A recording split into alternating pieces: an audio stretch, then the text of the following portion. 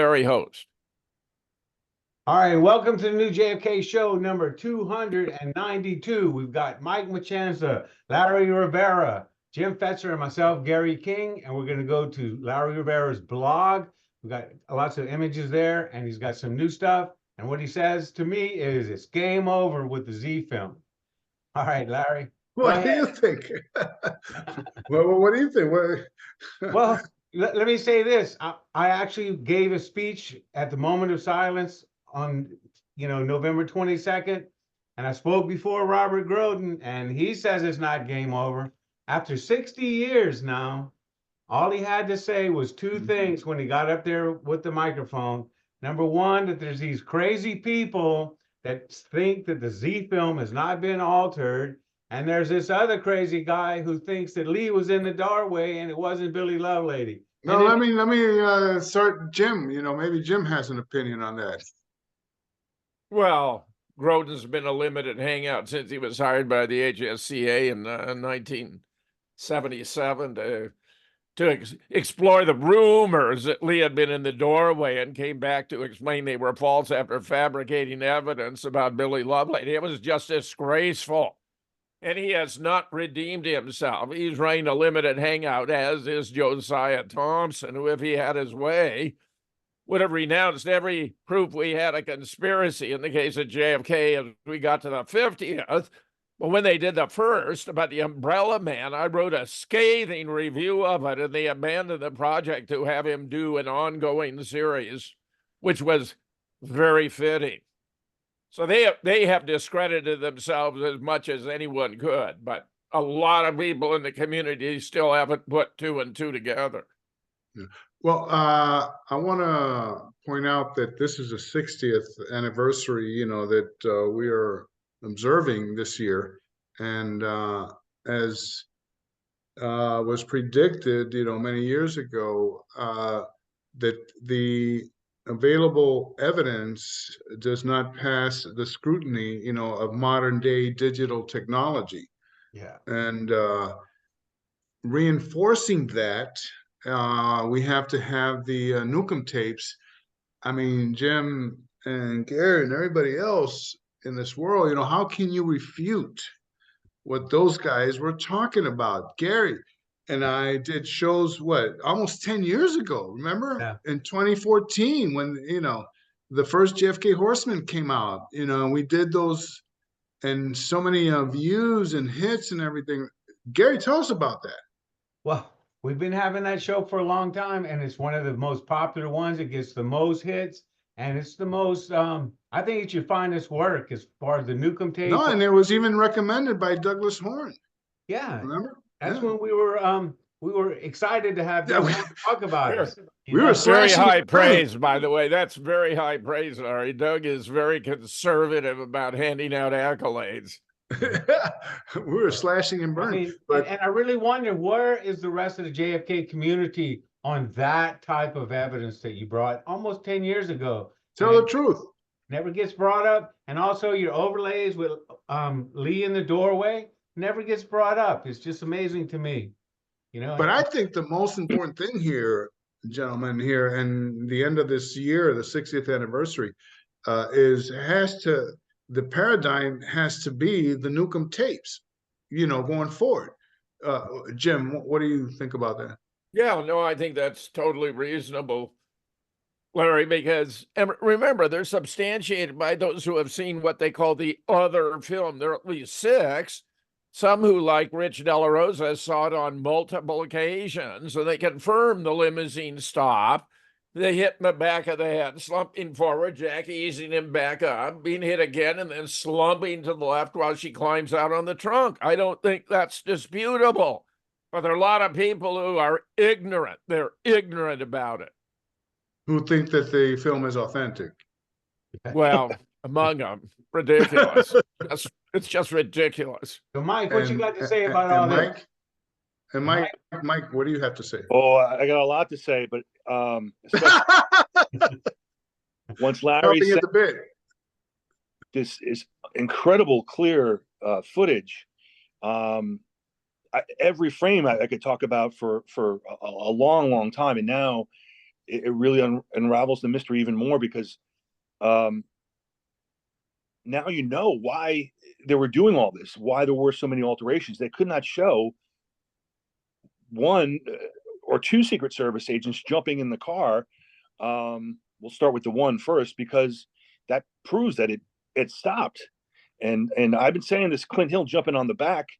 I have an image that I want to present in a second, and Gary, if you can or Jim, make me host, I can. No, I think Gary already did, Larry. No, it's not. I'm going to screen share. Hang on 1 second, participants. No, right. Because you got to see this, and to Mike's point, and we're going to go further into this here tonight with my blog post, with all the images that I posted up there.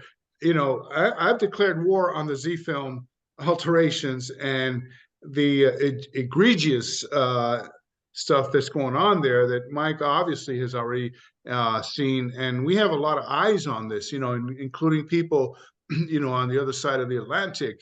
You're host now, Larry, you're host. All right, who agree with what I'm saying here, okay? So let me look at this. We're talking about data streams. We're not talking about, actual frames, but this is from one to the other. Look at the hump and look at the meat hooks. It's so funny, Mike, you got anything to say about this? I mean, the hands? I can go to my laptop and you can't see this. Okay, it's okay.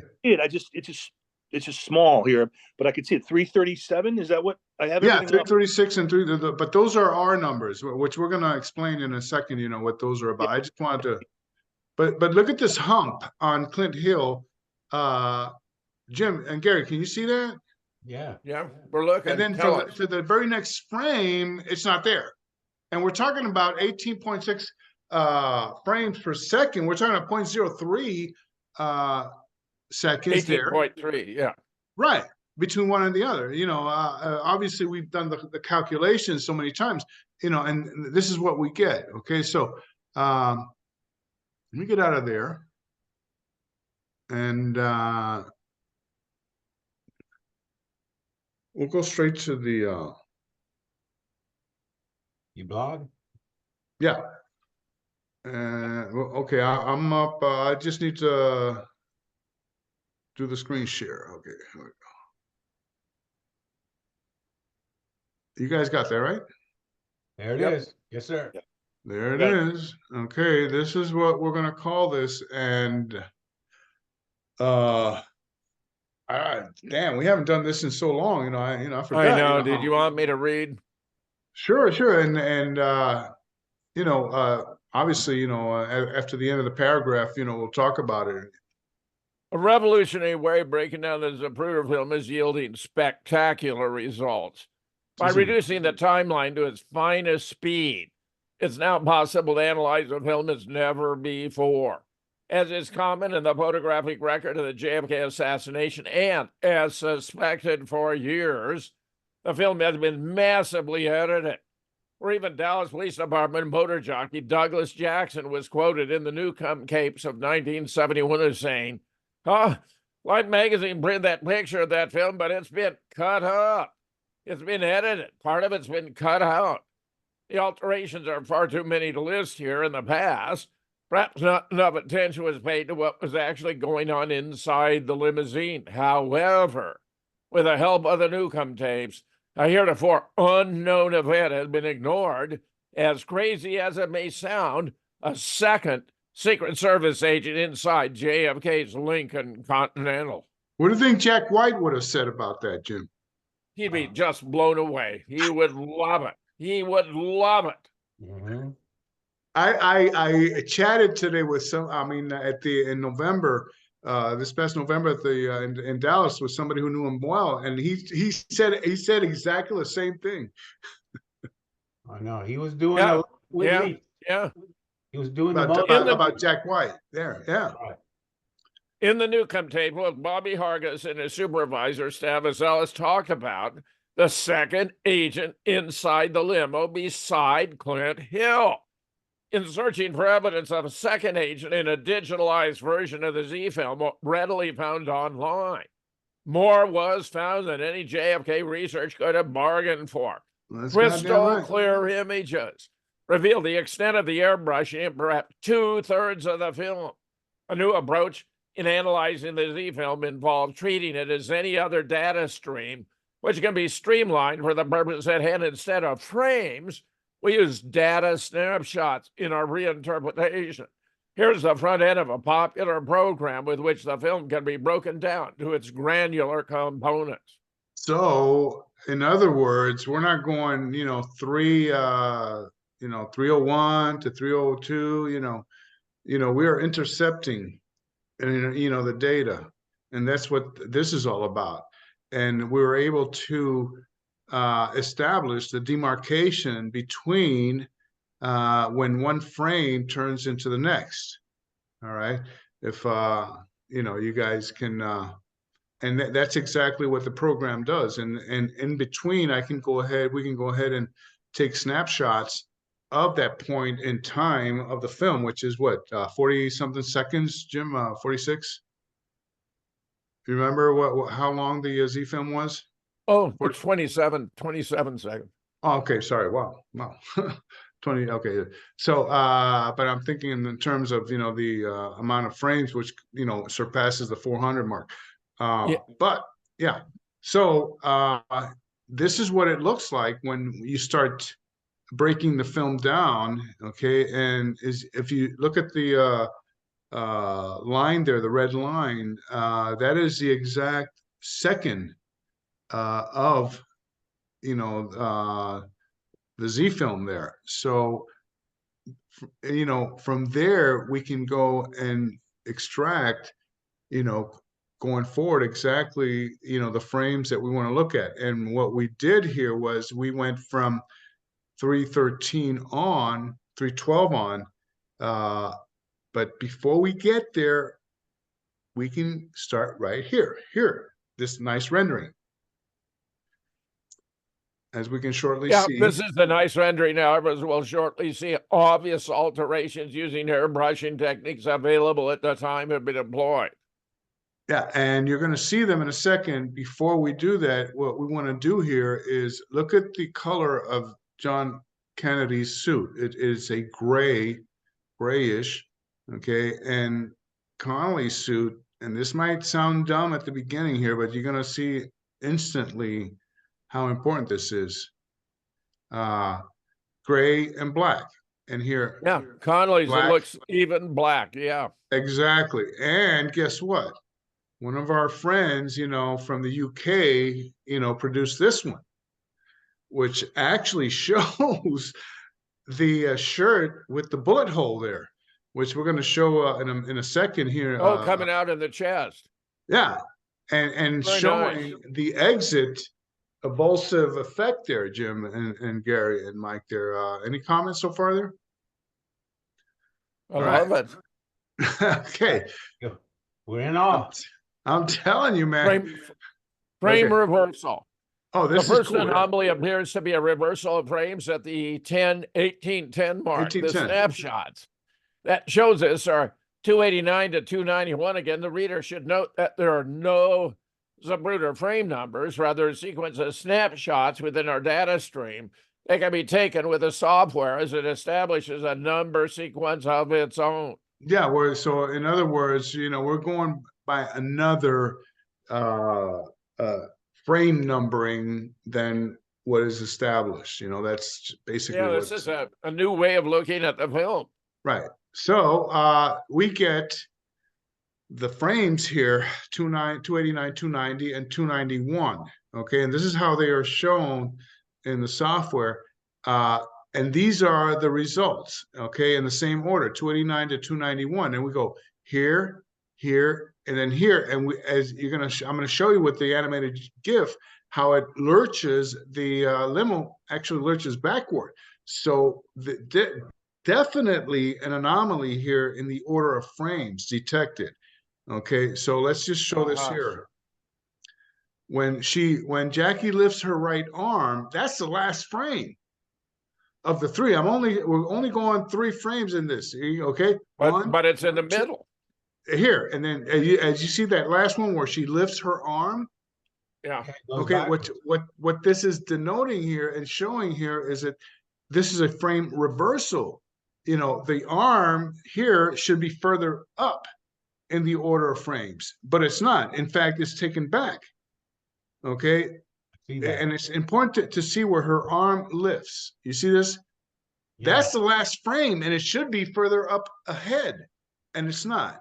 Okay, so airbrushing alterations is a baseline for this study. This Titus photograph shows a bouquet of yellow roses carried by Nellie Connally on 22 November 1963. It also shows a color of suits worn by Kennedy and John Connally.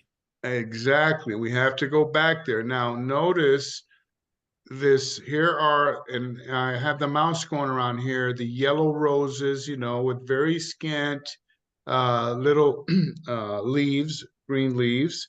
All right. But in the Z-film, guess what?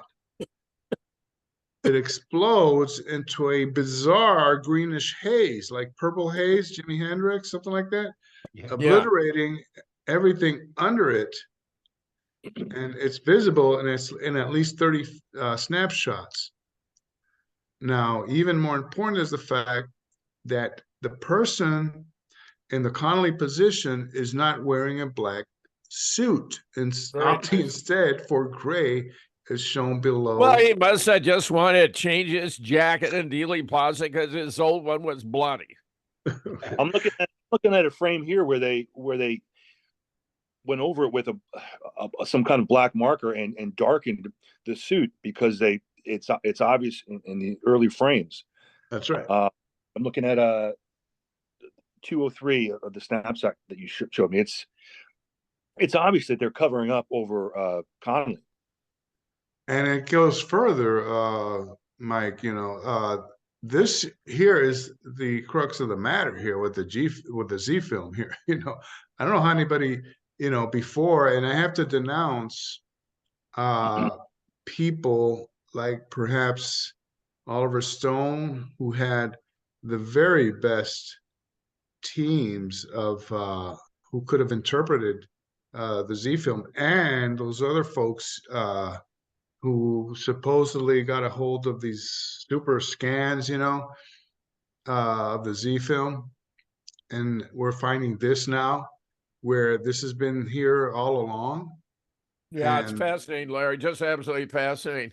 The red outline shown here present a shocking array of amorphous, non-related figures strategically and critically placed to mask what appears to be that second agent in the limousine, side by Hargis and Ellis. Moreover, there has definitely been retouching of JFK's back, perhaps in an attempt to obscure blood oozing from a bullet too low to be in accordance with a single bullet theory. And I'm showing right here, with the mouse pointer right here, what I'm talking about. I mean, what do you think of this? Yeah, they weren't just backing out the back of his head to see the blowout. They were blacking out the back of his jacket to conceal the blood. You're absolutely right. Other things that are happening here with the second figure here, who is obviously not John Connally, and we're going to go deeply into that study right now. Okay, so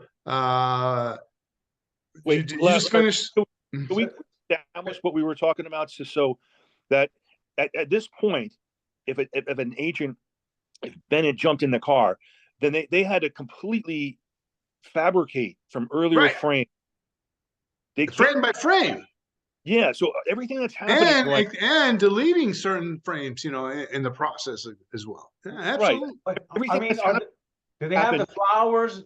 Look at this one. Look at this one. We got to keep watching Jackie's head, and she's got a black collar around. You can go see the photos. Yeah. Absolutely. At times they're recreating what happened when the limo stopped. So the flowers are hiding Nellie Connally. Yeah, and John. John is already on the floorboards. She's on top of him there. And this guy, as you're going to see now, he's arranging bodies in the limo. Let's not get ahead of ourselves here. Yeah. So, in this next image, Jackie's face has been covered up. You go here, okay? If you go, I don't know if you guys can see this, but nothing's there. All right. No, nothing. Okay. So Wow. even the Franzen boy, Jeff Franzen was 6 years old, and right here, his father was holding him. But look at the retouching in his face, and it looks like an elephant has him by the head, Jim. Look at this. Yeah. Look at this. Yeah. All right. Yeah. And by the way, this kid was interviewed for the 50th anniversary, and you know what he said? He talked about Douglas Jackson, the motorcycle cop who wrecked his bike up there on the stairs right in front of him. Yeah. Wow. Yeah.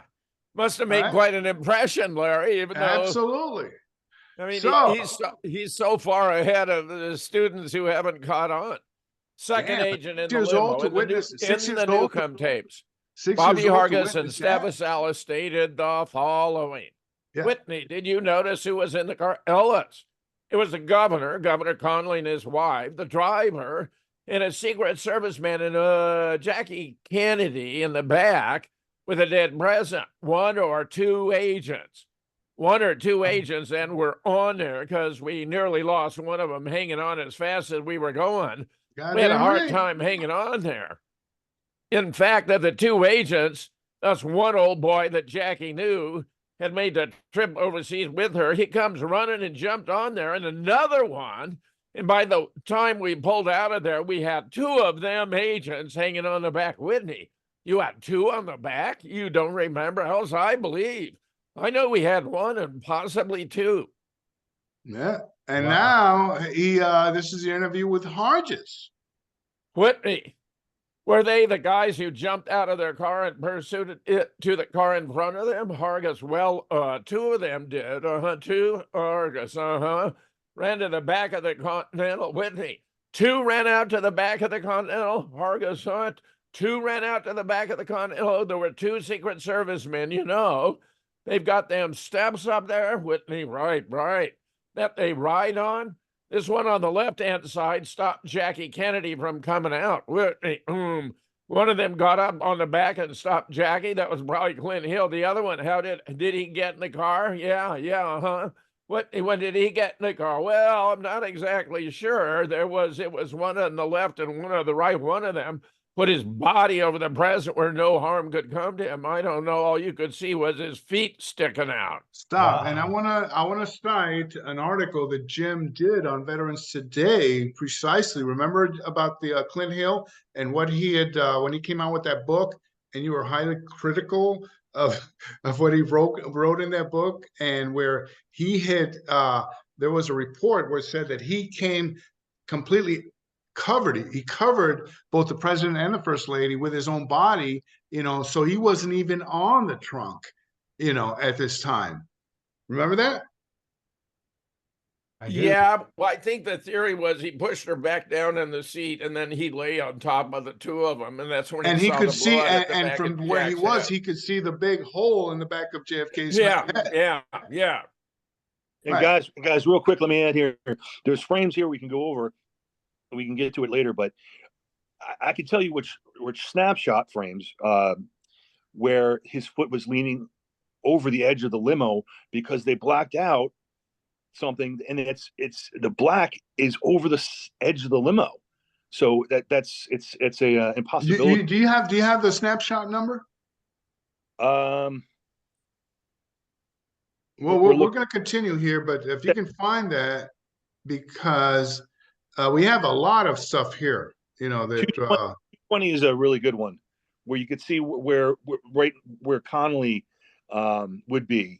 They're blacking out Connally, and there's other photos, I can't remember which one, but where you do see someone's foot hanging over, and they said it was JFK's, but it's not, because it's that's in the Miller photograph. Right. Yeah. Right. Okay. Yeah. We're not going to cover that here tonight because the stuff here we're going is very important. Go ahead. Over the years. Over the years, JFK researchers have coined the phrase sensational claims require sensational evidence. Searching for, finding, and proving that a second agent entered the limousine on Elm Street is a high bar to clear. The next part of this post will attempt to clear that bar.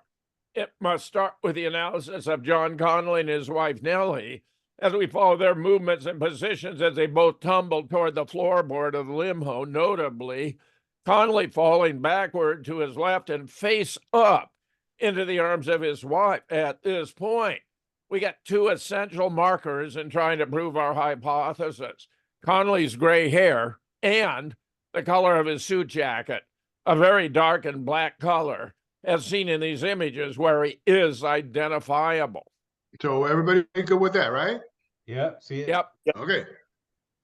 In the image above, Connally has not been shot. In the next snapshot, he's visibly reacting to being shot, possibly from three different directions, becomes collateral damage as a prime target is JFK. How many, I don't want to go too much into this because we're going to rabbit hole, but how many different positions do you think Connally got shot from? Well, there might have been three shots to Connally. I agree. I mean, the back of the that went through his chest, the right wrist, and the thigh. There's many as three, Larry. Possibly. Okay. Go ahead. But I mean, that's the max. Bear in mind, however, Yeah. the 46-year-old Connally has sustained bullet wounds as seen here in four major areas of his body. In medical legal investigation of the President John F. Kennedy murder, 1978, page 94. That's a paper. We get the following. In going through Connally, the following sheets of skin were perforated: back, anterior chest, anterior arm, posterior arm, thigh. This CD 1134 report shows the seriousness of his wounds. See, Yeah. I think each of those arrows, each of the lines, it's a straight line, suggests a different bullet, in my opinion. Yeah. And obviously, I'm being a little facetious here, presenting this because at least, it shows what, how perforated Mr. Connally was that day. Huh? I think this is showing two, the one to the back and then the one that went through the wrist and wound up in his thigh. I mean, just look at the angles of straight lines. Yeah, right. Well, precisely. Trajectories. Yeah. But A perforated lung, known as pneumothorax, is an extremely painful condition where the mere effort to breathe is agonizing. I've seen somebody with that, trust me. And every single move and breath is excruciating, Jim, and everybody here. That is why tubes are inserted between the ribs to reduce pressure and drain the excess edema and liquid that the body produces in response. It produces the following symptoms and takes weeks for recovery: sharp stabbing chest pain that worsens when trying to breathe, shortness of breath, bluish skin caused by lack of oxygen and fatigue, rapid breathing and heartbeat, a dry hacking cough. Well, damn right. There must have been a lot of pain to endure and bullet holes and bleeding to deal with. Would Connally have been able to sit up and shift around the limousine as we see our mysterious friend do in the Z-film? Here's what the shirt looked like from the bullet that went through him, showing the point of exit in his chest. The next image is snapshot 280, which is the equivalent of Z312. Did anyone ever notice Connally's mouth has been painted over? But going back to this here, this is the classic exit wound, of a shot that goes through you, with the avulsed pattern there on the shirt, and this is coming from, I don't know. Larry, I think his clothing was laundered because you should have absolutely. blood. Oh no, absolutely. But at least this shows, the pattern there of their of that shot that comes. And of course, it should never have been laundered. So that was all part of the cover-up. Oh yeah, absolutely. So going here in a close-up of that Connally, hey man, he's got eyes, but he doesn't have a mouth. The next image is 280, equivalent to Z312. Did anyone notice Connally's mouth had been painted over? Now scroll up and we'll see. Yeah, here, right there. That's very damn strange, Larry. Very strange. It's been there, you know, all Our along. Snap 281 is the equivalent of Z313, where JFK's head explodes in the film. Again, the point of showing this is none other than to establish the movement of the Connollys. Which is, you know, obviously, you know, here and here. I mean, remember, Costello explained that blood flatter and all that was painted in. I mean, I agree. I agree. And it was just, you know, now a badly wounded John falls into Nellie's lap, all the while showing that gray top, obviously his hair, which are the marker that we established, and the black suit jacket, which we have, you know, established as crucial identity markers. And now we have this black stripe here running down the back of Nellie's neck, you know, from the nape down on, which is strange. Mike, you got anything to say about that? And that's what I was telling you about, because it would have been too obvious that it was a completely different person, different jacket in there. They're constantly darkening things where they can't, where they're trying to hide stuff. Oh, but you're going to see even more spectacular ones here coming up here.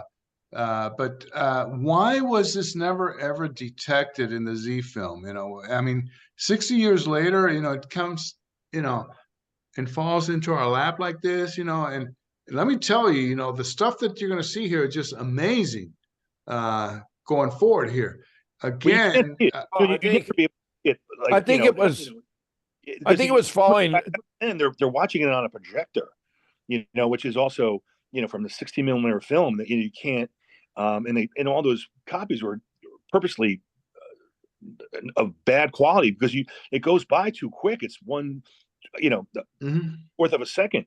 But once you can see it frame by frame, you can't miss it. Yeah. Especially now, you know, with the technology today, you know, you can do all the stuff. You just put, Larry, I think they realized that Zapruder film was an Achilles heel here, that it was a weak link. So they followed Lenin's admonition in order to control the opposition. It's best to lead it. And that's where Thompson, I mean, he's got a frame-by-frame book about it, right? The guy's got to be an expert on the film. Grodin, the great collector. That's so right. I think they used Thompson and Grodin to suppress serious research because people were supposing they knew what the hell they were talking about, and they did. They were just talking out of both sides of their mouth. And what we're doing here is we're looking at the other components of the film. Not forget about JFK and Jackie. We're looking at what's going on, you know, besides them, you know. And that is who knew? key. Who knew, Larry? Who knew? Yeah. And that's amazing. Yeah, and you're gonna find some real crazy shit coming up. It looks like JFK's face melted in that picture. Yeah, but thank you, Gary. Thank you. And all that nonsense. Go ahead. Okay, Snap 300 becomes obvious dark airbrushing is concealing something going on over the Connally. Right here, right here. I mean, massive. I mean, come on, give me a break. Gee, that could be a whole person, Larry. And it's going to be a whole person. Go ahead. Of course it is. I know. In snapshot 3 and 3, we begin to see evidence of someone's right arm and shoulder emerging from under the paint job, as noted above. The color of the suit coat is gray, not black, as worn by Connally. Senor. Snapshot 303, 308, and look at this. I mean, I could have traced everything else in here, but, you know, I just got bored, you know, and tired. You know, look at this. Look at the green airbrushing here. Mike, tell us about this. Yeah, I think your numbers you're working off are different ones than I got here, but I could tell pretty much which what you're talking about. We're talking about the Kelly green airbrushing over the flowers. Yeah. I mean, it's dancing in the air, you know. Right, and it changes. Right. It's impossible what they're trying to do. I mean, you didn't know what they were trying to hide before, because I was never positive if that agent jumped in, you know, when Zapruder was filming or when they went through the tunnel. But obviously now it makes sense that they're hiding another person that would be where the JFK and Jackie were sitting, and between the Connollys. So they gotta cover that second No, agent. no. Yeah, and also what's gonna freak everybody out here is how he's moving about, and he's gonna end up, moving into the back seat. So, let's proceed here. Okay, in order. Okay, so here we've got snapshot 3009 here, and again, I want to look at these areas of airbrushing here, which are pretty obvious, everybody. And why would they want to airbrush a dark area there on JFK's back? Why Well, would they because want of to the do blood, that? of course, yeah. Yeah. I can tell you that it's because at this point, when that limo was there, they had to take previous frames from JFK as if he was still Right. because it went To down. create a mosaic or something like that? Oh, they had a mess with time because everyone knows that Jackie jumped out on the trunk, but she did it when they were stopped, and then on top of that, a second agent jumps in the car. So they had to hide the stop, but they still have to show Jackie jumping on the trunk and take out the second secret service agent. So they're when the limo was stopped, they got to take Jackie's actions and do it as the car was going away. And we can go if you. Are you talking about like something like they did in the Towner? Yeah. Well, this Towner is much simpler, where they just mess with her head. But here, they have to cover a whole other person. So, and they have to remember. Just think about this: when the Jackie jumped out, when the car stopped, they can't show the car stopping, but they have to show Jackie jumping out. So they have to show it at some point. So what they were doing is they were recreating what actually happened, and while covering up this second Secret Service agent. And again, every frame from Jackie, when you see here, is, especially with their collar and everything, is completely fabricated. But they're Disjointed. I would say disjointed. Yeah. Well, remember, she actually did that. So they have to take it and move it as the car is moving away. But of course, it can't be really perfect. And also, No. yeah. Yeah, they have to cover this agent. And here's one other thing too: when that car takes off, Jackie's what, 5'6", 100 and not even 100 pounds. If Right. that off, she's doing what she's doing, she would have flown right off that back there. Had it been moving, yeah. So had it been moving, it had to be stationary. Yeah, and right. So they had to. I mean, basically, they can't show anything stopping, but so they have to show Jackie doing something when the car was stopped as it's going away. So I know you don't want to go into the stuff, that I want. Yeah, we got some good stuff coming up. Yeah, I agree. We're up to snapshot 325. Go ahead, Jim, there. Shows more of the figure with a gray colored jacket rising from the ashes like a phoenix. And let me tell you, these images, where we have highlighted the airbrushing here, is just unbelievable. I never looked at it like this, And let me tell you, when by breaking the film down the way that we do into the data in the data stream, and we can extend the timeline, okay, that is key in being able to isolate these images here. And snapshots 336. And 337 confirmed this is not the seriously wounded John Connally, where we're able to track his movements as he looks down, then back, then forward and back again, in what appears to be an effort to choreograph what's going on inside the limousine. The Kelly green airbrushing appears suspended in air as it changes in shape and intensity. And something, to be able to publish something like this and stake your reputation, Jim, and everybody here, it's got to be,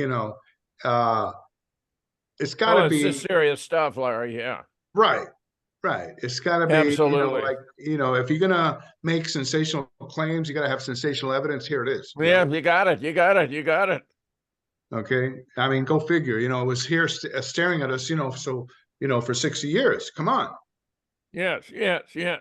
And all the Life magazine who suppressed, and everything else that happened with the Z-Film and your brilliant book, on the great Zapruder frame, the film Hoax and everything, that's where students need to start, Yeah, yeah, yeah.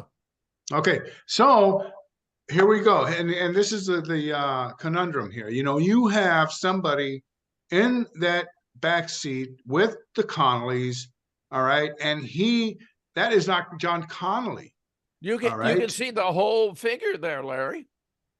Exactly. In 336, you can see his shoulders, his head. Right. And Wow. or it's going over the limo side too. They're cutting it from where he would have been. Remember, they said he covered JFK's body with his, which is what they were supposed to do, and they're taking that and they're covering up Connally.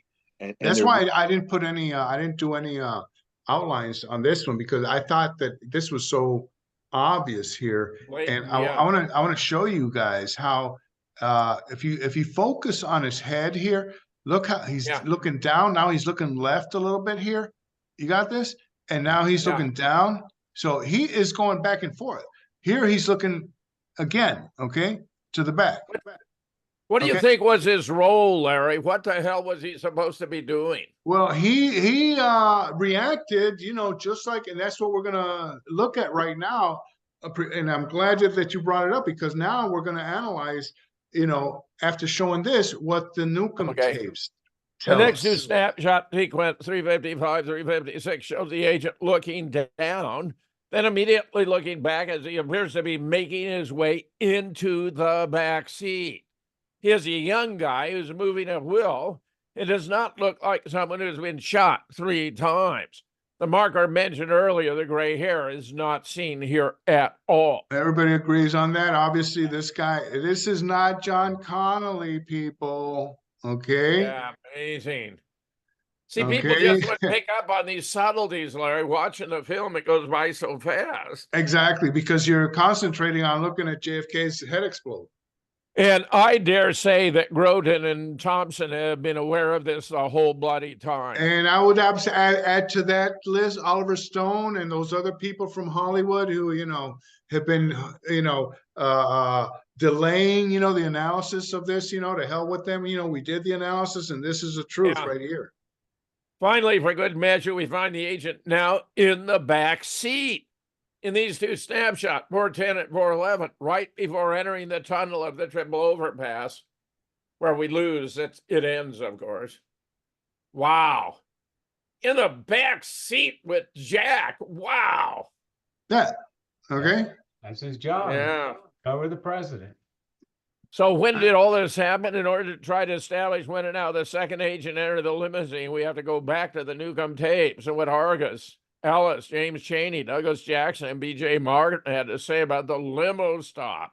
That's right. Whitney, do you remember how long it stopped when it was on Elm Street? Hargis, so you mean after that first shot, Whitney, right? Oh, only about 3-4 seconds, maybe about 5-6, that's all. That's a lot of time, Jim. Well, I've gone through mentally all the activities that took place. I don't see how it can be less than 20. I know. And Larry. I agree. So, I agree. Hargis, I don't get why Hargis is saying 5 or 6. No, yeah. And I know the discussions that you have had online, and maybe not as maybe not as much as 20, but maybe somewhere in between there, but definitely significant. And people are in shock, so it's time. Yeah. I was about to say that. Yeah. Very good. So you said it's out for about 5 or 6 seconds, Hargis. Yeah, but you won't find that in the Warren Commission report. Oh, they claim that they don't they claim that it stopped, Hargis? Huh? Don't they claim that it stopped? No, I don't think it didn't. You guys see a rolling stop, Abby? It's going less than a mile an hour. Right. Hargis, well, that's what he was doing. He wasn't completely stopped or dead still. But that's wrong too, Larry. Yeah, and regardless, that's not what you see in the Z-Film. You see right, that's of course true. Of course true. Chaney slowed down enough that he did get on that car. Now, whether or not he was on there or not, several different times during the procession, he'd run up and jump on this little step. and ride there for a couple of seconds and drop off. And that all depends on how fast it was going and where we were at. So whether I don't believe that it actually stopped, it could have, but I don't know.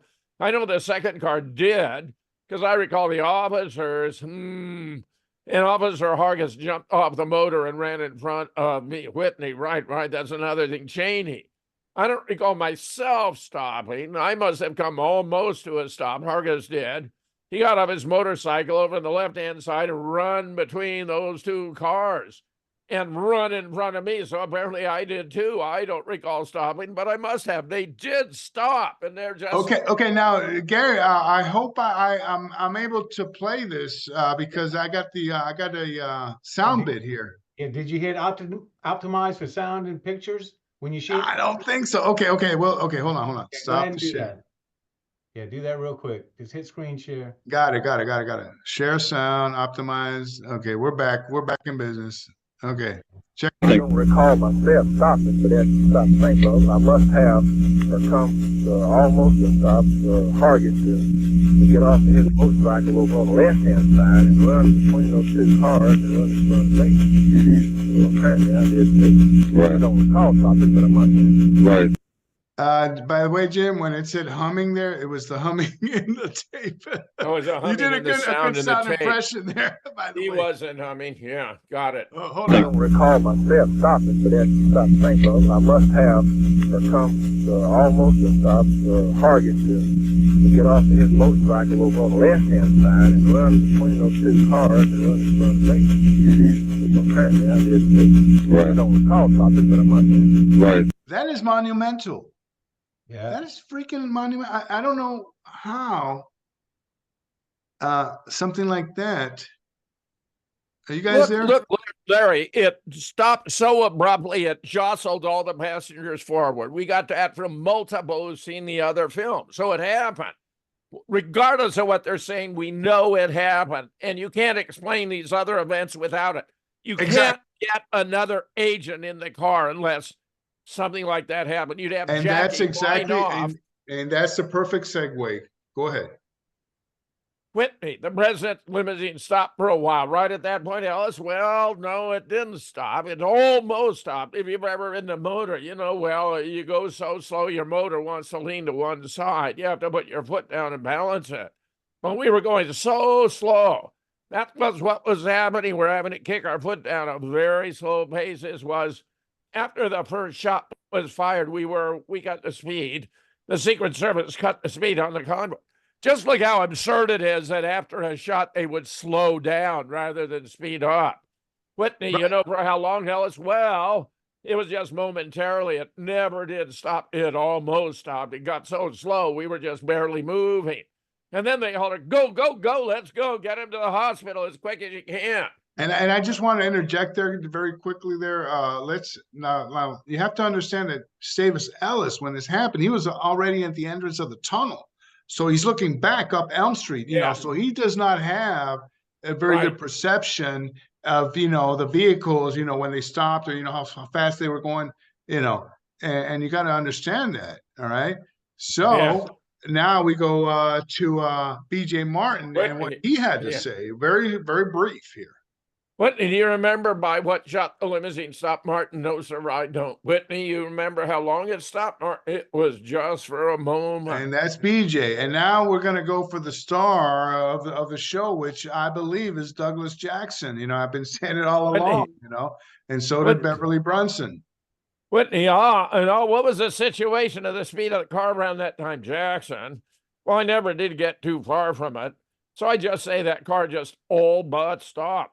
Whitney, for how long a period of time would you say, Jackson? Just for a moment.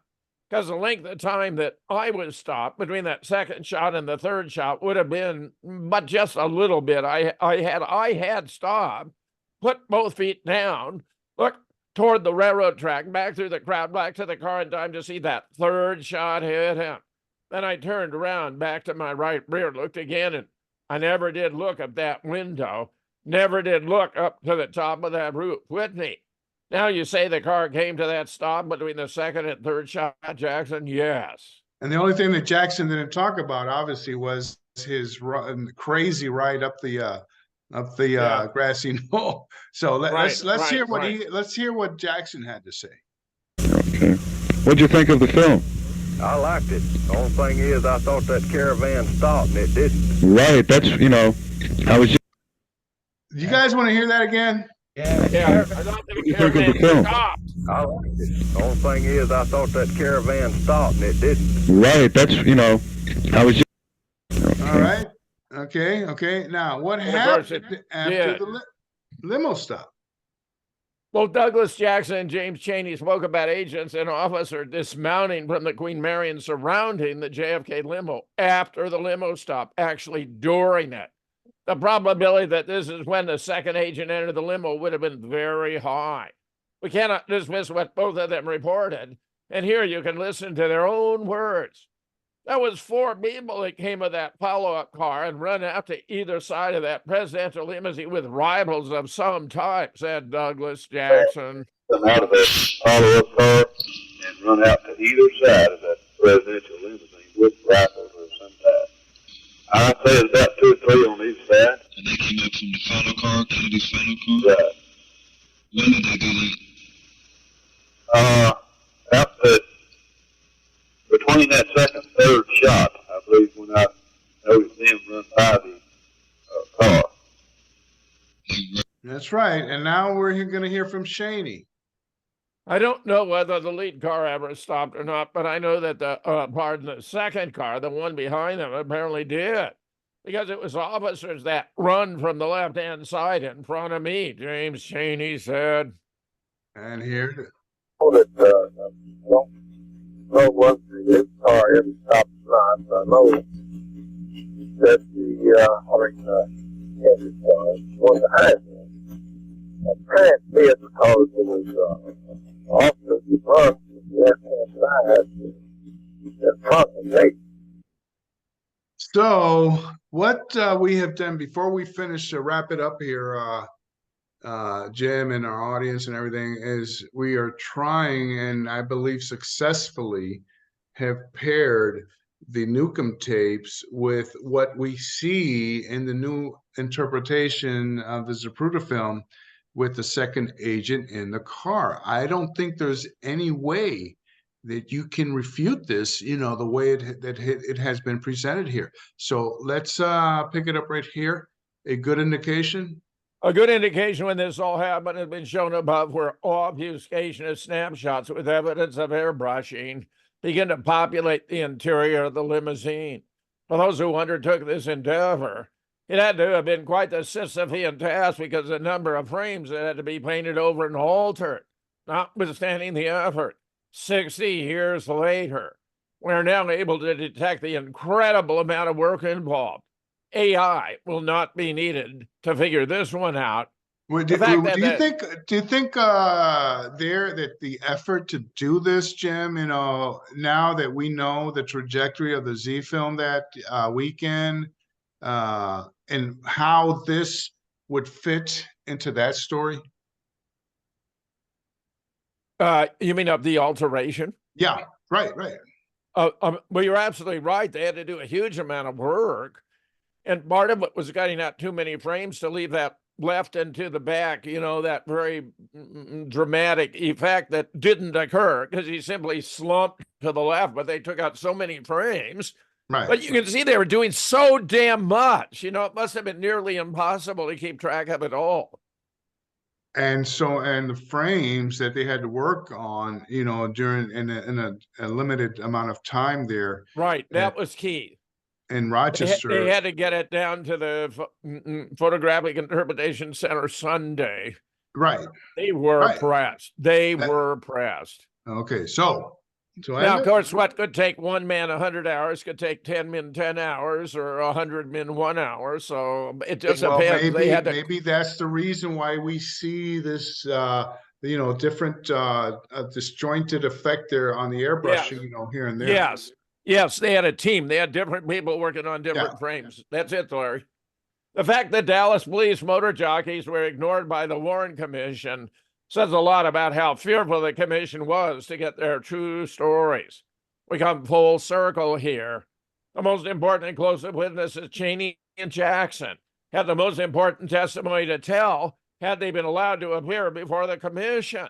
From what we've seen in the historical record, they never had a chance. No. Thanks to Fred Newcomb and the Newcomb tapes, we're now able to set the record straight. This is great work, Larry. Which is the only thing we're ever going to have, Jim and everybody else. Remember, we got all those witnesses who've seen the other film, Larry. And when you integrate it, you get a longer stop. And, the reaction, I think they weren't aware. I mean, how much, how the actual duration, because they were doing things themselves. I never thought I was going to get involved in the Z-Film, to tell you the truth. But when I started to see, this whole thing, I said, damn, man, that's crazy. Well, remember, Thompson Groden would have us believe that that is the most basic evidence, because it's been massively edited. If you take that as a premise, right, you can never figure out what actually happened, because it's a false depiction they're asking you to assume to be true. Yes. Well, go ahead. Now it's, you don't want to get into it tonight, but reverse engineering from what everybody said. And I went back to all these things. And now you could see, because again, I used to edit and cut film frame by frame. So I've been trained to know what is possible and what isn't possible, one frame to the next. And now we know what they were hiding. So it's as clear as day of why they. Figuring out what they were trying to hide is crucial. You're absolutely right, Mike. And the second agent, it's Jim. It's the second agent in the limo. That's what this is all about. And showing there had to be a stop long enough for him to get in the car. Right. And let's forget the show we did about the Daniel film. There were actual hiding. Right. And you're the one that pointed that out from the beginning, Mike. Yeah. For people who don't understand, the film that the limo is coming out of the tunnel, right? And a little boy waving. They need to hide that. This is exactly what, and the same thing we've been going back and forth about, looking at the follow-up car and how many were on it, because they're missing a guy or missing two. And you know what? And because this is stuff that we've been working on, in another group here, where now we're thinking that maybe, since we've got extra agents in the JFK limo, there might have been, and has been postulated before, that there were other Secret Service agents in Dealey Plaza. All right, and either that or some of the ones that were in LBJ's follow-up car could have participated in this. But I think more in the sense that other agents that were there deployed in Dealey Plaza could have been called upon to, reinforce, what was going on there. This is just that gets a little tricky, Larry. I think we're dealing with the right number of agents who are on the backup car, the Cadillac, and Well, that's the thing. That's the thing that the numbers. That's the thing, Jim. That the numbers don't add up. With the McIntyre photos that we've been analyzing. Stay tuned. Oh, well, we need to get into that then. And one more quick thing, too, guys, who are really interested in, watch the Knicks film frame by frame. You could see in the beginning those agents come off the follow-up car. Right. You got to watch it. You got to watch the stills, because you'll never see it watching the movie. On your and then it cuts out. Yes. Yeah. That's very good. All right. Larry, Mike, thanks. Wonderful stuff. Yeah. All right. Well, we promise, end the year with a bang. Well, here it is. Yeah, I think we're there. All right. I guess we'll call it a show. I mean, I don't know how we're going to top that, so we might as well get out while we're ahead. All right. It's been the new JFK show number 292. Mike, we really appreciate you being on. We want you to be on a lot more often. All right, folks. We'll see you next time. All right.